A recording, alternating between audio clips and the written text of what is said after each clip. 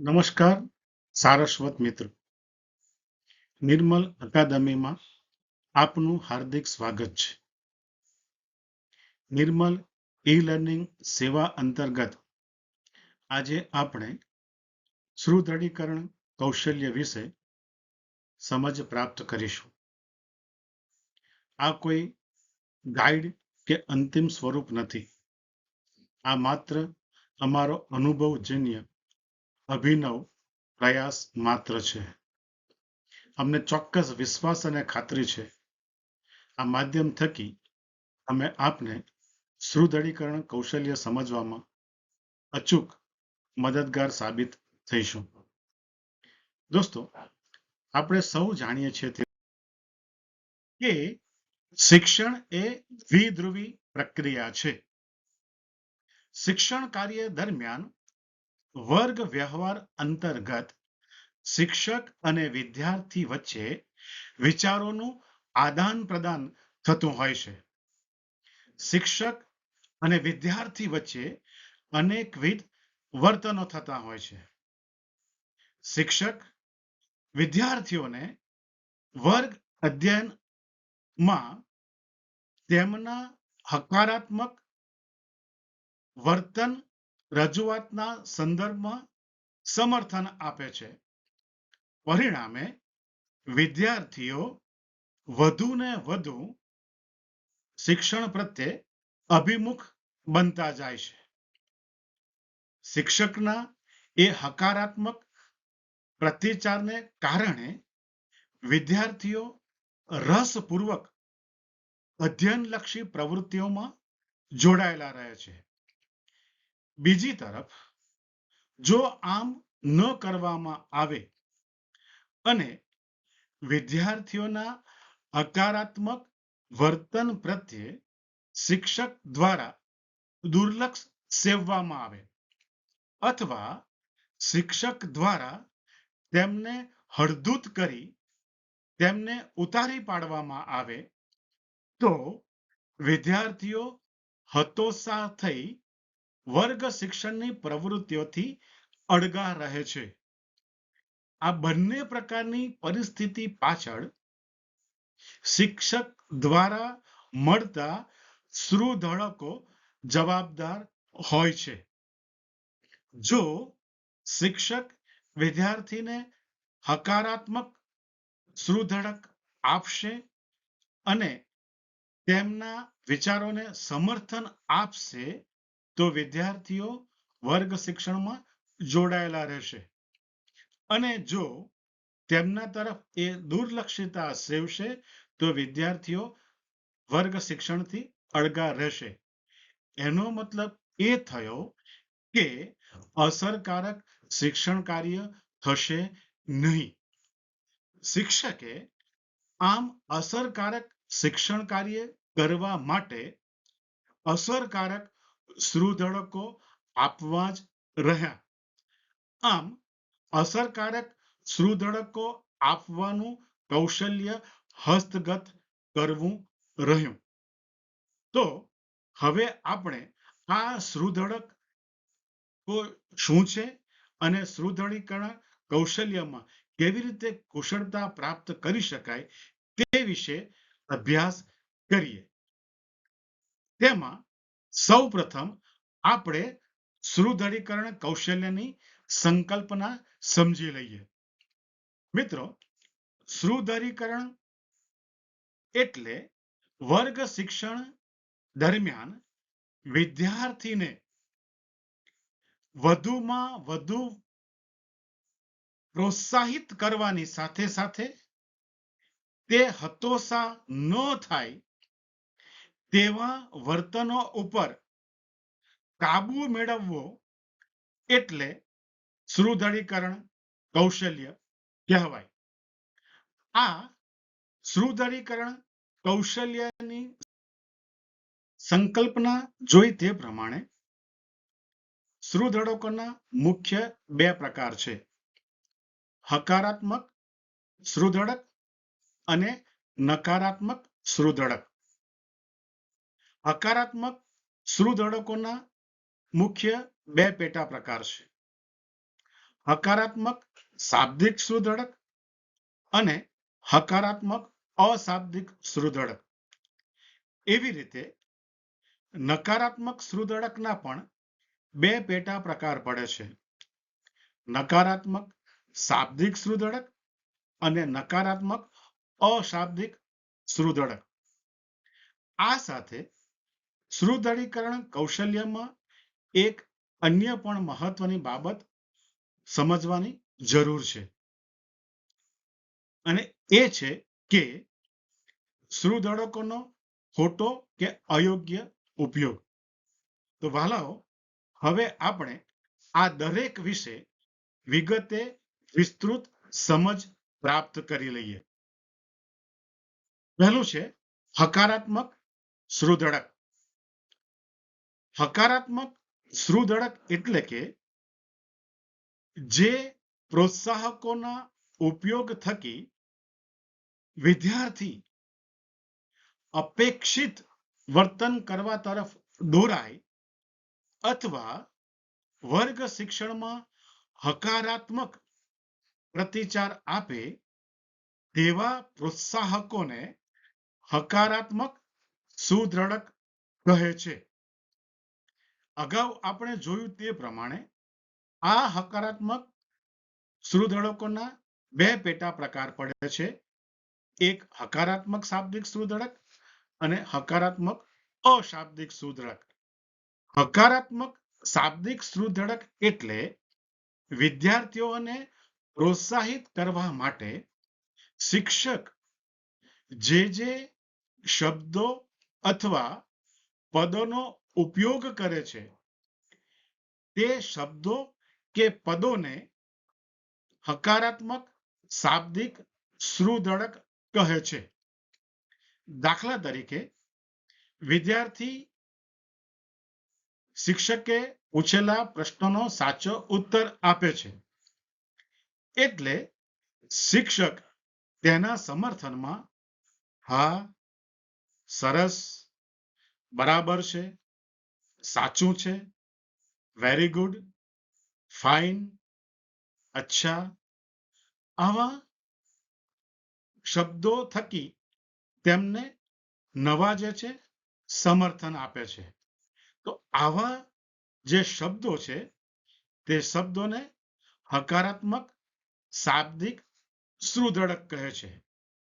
એવી રીતે હકારાત્મક અશાબ્દિક સુદૃઢક એટલે શિક્ષક વિદ્યાર્થીને પ્રોત્સાહિત કરવા માટે શબ્દોના ઉપયોગ કરવાને બદલે માત્ર હાવભાવ દ્વારા જ્યારે વિદ્યાર્થીને પ્રોત્સાહિત કરે છે ત્યારે તેવા વર્તનને હકારાત્મક અશાબ્દિક સુદૃઢક કહે છે. જેમ કે વિદ્યાર્થી તરફ ધ્યાનથી જોવું, વિદ્યાર્થીએ આપેલા ઉત્તરના સમર્થનમાં હકારાત્મક રીતે માથું હલાવવું, વિદ્યાર્થી સાથે સ્મિત કરવું, વિદ્યાર્થીઓના સાચા જવાબ બોર્ડ ઉપર લખવા અથવા તો વિદ્યાર્થીને બોર્ડ ઉપર લખવા આમંત્રિત કરવા. એવી રીતે ક્યારેક વિદ્યાર્થી એકદમ આવાક કરી દે એવો ઉત્તર આપે તો તેવા ઉત્તરમાં શિક્ષક દ્વારા વિદ્યાર્થીને પીઠ થપથપાડવી. તો આવા જે વર્તનો કરવામાં આવે છે તેવા વર્તનોને હકારાત્મક અશાબ્દિક શ્રુદળકો કહે છે. જ્યારે નકારાત્મક શ્રુદળક એટલે શિક્ષક દ્વારા થતા એવા વ્યવહાર કે વર્તનો જેના થકી વિદ્યાર્થી હતાશ કે નિરાશ થાય અને તેના માનસપટ ઉપર વિપરીત અસર પડે. તો આવા પ્રોત્સાહકોને નકારાત્મક શ્રુદળક કહે છે. અગાઉ આપણે જોયું તે પ્રમાણે નકારાત્મક શ્રુદળકના પણ બે પેટા પ્રકારો પડે છે. નકારાત્મક શાબ્દિક શ્રુદળક અને નકારાત્મક અશાબ્દિક નકારાત્મક શાબ્દિક શ્રુદળક એટલે વિદ્યાર્થી તરફ અણગમો દર્શાવવા શિક્ષક વિદ્યાર્થીની ટીકા કે નિંદા કરે છે, વિદ્યાર્થીને ઉતારી પાડે છે, કેટલાક અસભ્ય શબ્દોનો ઉપયોગ કરે છે, જેમ કે ગધેડા જેવા, બળદિયા, એટલું આવડતું નથી. તો ક્યારેક શિક્ષક નર નારીનું નાન્યતરમાં રૂપાંતર કરી નાખે છે, જેમ કે અક્કલ વગરનું, બળદિયું, ડોબું વગેરે આવા જાતિવાચક શબ્દો વાપરે છે. ક્યારેક છોકરા માટે છાનીમાની, ઊભું થા વગેરે શબ્દોનો ઉપયોગ કરે છે. કેટલીક વખત આપના બગીચામાં આવો છો, રખડ્યા કરો એટલે આવડી જશે, ફર્યા કરો એટલે તમારું ભલું થઈ જશે. આમ મેણા ટોણા મારી તેમને હતોત્સાહ કરવામાં આવે છે. શિક્ષકે બને ત્યાં સુધી આવા નકારાત્મક શબ્દોનો ઉપયોગ ટાળવો જોઈએ, કારણ આવા નકારાત્મક શબ્દોના ઉપયોગ થકી તેઓ ગ્લાનિ અનુભવે છે, તેમને માનહાનિનો અહેસાસ થાય છે અને પરિણામે તેઓ હતોત્સાહ થઈ શિક્ષણ પ્રક્રિયાથી અળગા બની જાય છે. માટે શિક્ષકે ક્યારેય આવા અશોભનીય શબ્દોનો ઉપયોગ કરવો ન જોઈએ. એવી રીતે કેટલીક વખત શિક્ષક દ્વારા અશાબ્દિક હાવભાવ કે વર્તનો કરવામાં આવે છે, જેના પરિણામે પણ વિદ્યાર્થી હતોત્સાહ થાય છે, નિરાશ થાય છે અને વર્ગ શિક્ષણથી અળગો રહે છે. કેટલીક વખતે આપણે જોઈએ તો વિદ્યાર્થી અપેક્ષિત પ્રતિચાર આપે છતાં પણ શિક્ષક તેની કદર કરતા નથી. ઉપરથી વિદ્યાર્થી સામે તેઓ આંખો કાઢીને જુએ છે, વિદ્યાર્થી તરફ જોઈને તેમનું મોઢું બગાડે છે, મોઢા ઉપર તિરસ્કારનો ભાવ પેદા કરે છે. ક્યારેક એ વર્ગખંડમાં ભૂરકિયા કરે છે, જોર જોરથી ટેબલ ઉપર ડસ્ટર પછાડે છે. તો આવા નકારાત્મક વર્તન શિક્ષક અને વિદ્યાર્થી માટે એક જાતનો માનસિક થાક અને ત્રાસ ઊભા કરનારા બની રહે છે. શિક્ષકે આવો માનસિક થાક કે ત્રાસ ઊભો કરે તેવા નકારાત્મક અશાબ્દિક વર્તનો પણ કરવા ન જોઈએ અને તેની ઉપર કાબુ મેળવવો જોઈએ. કેટલીક વખતે શિક્ષક દ્વારા સુદૃઢકોનો ખોટો કે અયોગ્ય ઉપયોગ કરવામાં આવે છે અને કેટલીક વખતે શિક્ષક જરૂરી હોવા છતાં પણ વિદ્યાર્થીને કોઈ જ પ્રોત્સાહન કે પ્રતિચાર પણ આપતા નથી. દાખલા તરીકે આખા વર્ગખંડમાં કોઈ વિદ્યાર્થી સાચો જવાબ આપતા નથી અને એક વિદ્યાર્થી ઊભો થઈ એકદમ સાચો જવાબ આપે છે. શિક્ષકની કલ્પનામાં પણ ન હોય તેવો તે અનએક્સપેક્ટેડ જવાબ આપે છે.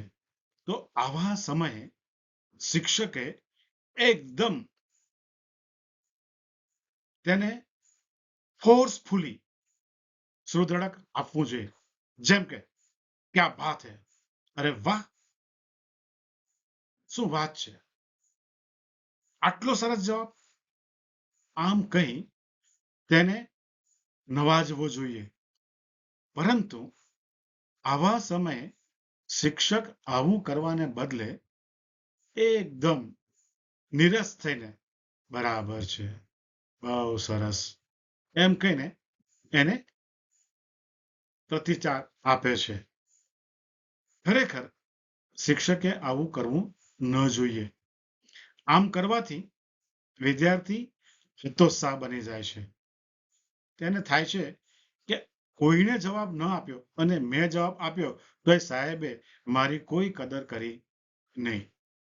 શિક્ષકે સભાનતાપૂર્વક આવા સમયે ફોર્સફુલી તેને પ્રબળ રીતે પ્રોત્સાહકો પૂરા પાડવા જોઈએ. ક્યારેક શિક્ષક આવેગમાં આવી જતા હોય છે અને એકદમ ખુશ થઈ જાય અને વિદ્યાર્થીને પીઠ થપથપાવા જાય. આવા સમય સામે દીકરો છે કે દીકરી એ ધ્યાન રાખવું જોઈએ અને કદાચ એમ કરવા જઈએ પણ ખરા અને જો દીકરી હોય તો તેની ઉપર વિપરીત અસર ઊભી ન થાય તેનું પણ આપણે કાળજી રાખવી જોઈએ. એટલે શિક્ષકે તેને બહુ સારી રીતે ઉપયોગ કરવો જોઈએ. હવે આપણે સુદૃઢકોનો ઉપયોગ કરતી વખતે ધ્યાનમાં રાખવા જેવી કેટલીક બાબતો વિશે સમજ પ્રાપ્ત કરી લઈએ. બને ત્યાં સુધી શિક્ષકે હકારાત્મક સુદૃઢકોનો જ ઉપયોગ કરવો જોઈએ. નકારાત્મક સુદૃઢકો બને ત્યાં સુધી ટાળવા જોઈએ. શિક્ષકે એકના એક પ્રકારના સુદૃઢકો આપવાનું પણ ટાળવું જોઈએ. કેટલીક વખતે શિક્ષક વારંવાર એકનું એક પ્રકારનું સુદૃઢક આપતા હોય છે. દાખલા તરીકે બરાબર, બરાબર, બરાબર, આમ એક જ પ્રકારનું એ સુદૃઢક આપતા હોય છે. શિક્ષકના આવા એક જ પ્રકારના સુદૃઢક આપવાને કારણે વિદ્યાર્થી ક્યારેક તેમની મજાક કરે છે અને શિક્ષક વિદ્યાર્થીઓની મજાકનું કારણ બની જાય છે. ક્યારેક ક્યારેક વિદ્યાર્થીઓ તેમનું ઉપનામ પણ પાડી દેતા હોય છે અને કોઈને પૂછીએ તો કે કોનો પીરિયડ છે તો કે બરાબરનો પીરિયડ છે. એટલે શિક્ષકે આવા એક જ પ્રકારના સુદૃઢકો વાપરવાને બદલે સુદૃઢકોમાં વૈવિધ્યપૂર્ણ શબ્દોનો ઉપયોગ કરવો જોઈએ. સાથે સાથે શિક્ષકે યોગ્ય સમયે યોગ્ય સુદૃઢકોનો ઉપયોગ કરવો જોઈએ. દાખલા તરીકે અગાઉ આપણે જોયું તે પ્રમાણે વર્ગખંડમાં તમામ વિદ્યાર્થીઓ એ નિરુત્તર છે અને એક જ વિદ્યાર્થી એ આપણને અકલ્પ્ય ઉત્તર આપે છે, ત્યારે એવા સમયે શિક્ષકે તેને ફોર્સફુલી શાબાશ, વેરી ગુડ એમ કહીને તેને નવાજવો જોઈએ અને તેને પ્રોત્સાહિત કરવો જોઈએ. સાથે સાથે હકારાત્મક શાબ્દિક સુધડકોનો ઉપયોગ કરતી વખતે શિક્ષકે અશાબ્દિક હકારાત્મક સુધડકોનો પણ ઉપયોગ કરવો જોઈએ. એટલે માત્ર શાબ્દિક સુધડકો નહીં, પરંતુ હકારાત્મક અશાબ્દિક સુધડકો, જેમ કે હાવભાવ. એટલે શિક્ષકે હાવભાવ સાથે સુધડકો આપવા જોઈએ, જેમ કે માથું હલાવતા હલાવતા કહેવું, બરાબર છે, વેરી ગુડ, સરસ, ક્યા બાત હૈ. આમ ચહેરાના હાવભાવ બદલવા જોઈએ અને સ્મિત સાથે હસતા મુખે તેને પ્રોત્સાહિત કરવા જોઈએ. શિક્ષકે એક વસ્તુ અહીં ચોક્કસ ધ્યાન રાખવાની જરૂર છે. શિક્ષકે નકારાત્મક શાબ્દિક સુધડકોનો કે અશાબ્દિક સુધડકોનો ક્યારેય ઉપયોગ કરવાનો નથી, પરંતુ સાથે સાથે તેણે એ પણ ધ્યાનમાં રાખવાની જરૂર છે કે સુધડકોનો ઉપયોગ એ નાટક કે ફારસ ન બની જાય. ઘણી વખતે શિક્ષક એકદમ વિદ્યાર્થીએ સામાન્ય ઉત્તર આપ્યો હોય અને એકદમ વાહ ક્યા બાત હે એમ બોલી જાય અને બનાવટી લાગતું હોય એવું હાસ્ય કરે અને સુધડક આપવાનો પ્રયત્ન કરે. આમ કરવાથી શિક્ષક નું સુધડક આપવું એ નાટક કે ફારસ બની જતું હોય છે. આવું નાટક કે ફારસ ન બને તેની પણ શિક્ષકે ખૂબ જ ધ્યાન રાખવાની જરૂર છે. મિત્રો, આટલું જાણ્યા પછીથી સુદૃઢીકરણ કૌશલ્યના મહત્વ વિશે સમજીએ તો સુદૃઢીકરણ દ્વારા વિદ્યાર્થીઓને પ્રોત્સાહિત કરી શકાય છે. સુદૃઢીકરણ દ્વારા વિદ્યાર્થીઓનું વિષય પ્રત્યે ધ્યાન કેન્દ્રિત કરી શકાય છે. તેના યથાર્થ ઉપયોગ થકી શિક્ષણને સહજ અને રસપ્રદ બનાવી શકાય છે.